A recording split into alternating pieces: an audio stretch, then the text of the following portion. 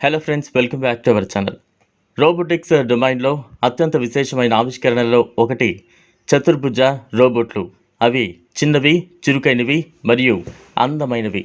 చతుర్భుజ రోబోలు చిన్న కుక్కలను పోలి ఉంటాయి. ఇది వాటిని మరింత ఆకర్షణీయంగా మరియు ఆకట్టుకునేలా చేస్తుంది. అయితే త్వరలో ఈ రోబోట్ డాగ్లు యుద్ధం, రక్షణ మరియు భద్రతా ప్రయోజనాల కోసం ఉపయోగించబడవచ్చు మరియు ఇది యుఎస్లో మరింత ప్రజాదరణ పొందిన ఆలోచనగా మారుతోంది. ఘోస్ట్ రోబోటిక్స్ ఇప్పటికే కస్టమ్ గన్తో చతుర్భుజ రోబోట్లను రూపొందించింది.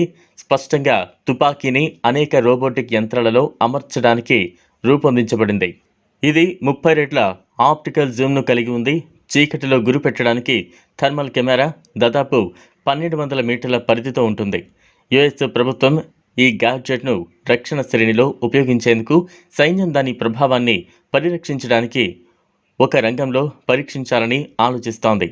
ఎన్వైపీడీ, మసాచ్యూసెట్స్ స్టేట్ పోలీస్ మరియు హోనోలులు పోలీస్ డిపార్ట్మెంట్ కూడా ఇటీవలే రోబోట్ డాగ్లను పెట్రోలింగ్కు, రిమోట్గా బాంబులను నిర్వీర్యం చేయడానికి మరియు నేరాలకు వ్యతిరేకంగా పోరాడేందుకు రోబోట్ డాగ్లను ఉపయోగించడం ప్రారంభించాయి.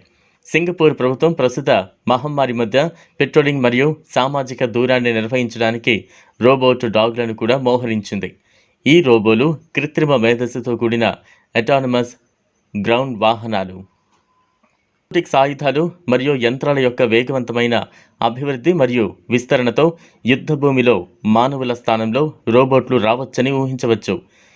ఈ స్వయం ప్రతిపత్తి రోబోట్లను కిల్లర్ రోబోట్లు అని కూడా పిలుస్తారు, ఎందుకంటే అవి మానవ ప్రమేయం లేకుండా లక్ష్యాలను ఎంచుకుని నిమగ్నం చేయగలవు. పూర్తి ఆటోమేషన్లో ఉన్న రోబోలు పౌరులు మరియు శత్రువుల మధ్య తేడాను గుర్తించలేవని నిపుణులు విశ్వసిస్తున్నారు. ఇది అంతర్జాతీయ మానవతా చట్ట ప్రమాణాలను ఉల్లంఘిస్తోంది. స్వయం ప్రతిపత్తి ఆయుధాల పూర్తి విస్తరణ దాని జవాబుదారీతనంపై ప్రశ్నలను లేవనెత్తుతోంది. ఇది పౌర రక్షణను దెబ్బతీస్తుంది. అటువంటి రోబోట్ లక్ష్యాలను గుర్తించి దాని సొంత దాడిని ప్రారంభించగలదు. కాబట్టి యంత్రం చేసే ఏదైనా చట్టవిరుద్ధమైన చర్యలకు ఎవరు బాధ్యత వహించాలి అనేది అస్పష్టంగా ఉంది. చూశారు కదా, ఇది వాళ్ళ వీడియో. ఈ వీడియో కనుక మీకు నచ్చినట్లయితే లైక్ చేయండి, షేర్ చేయండి, ఛానల్ను సబ్స్క్రైబ్ చేసుకోండి. థ్యాంక్స్.